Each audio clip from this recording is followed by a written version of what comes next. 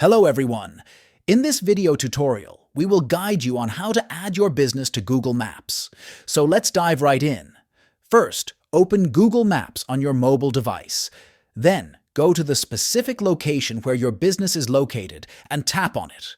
A red pin icon will pop up. Now, swipe up from the bottom of the screen.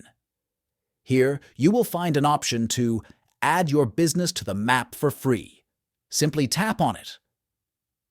Enter your business name, address, and category. Fill out the details like phone number, website, and opening hours.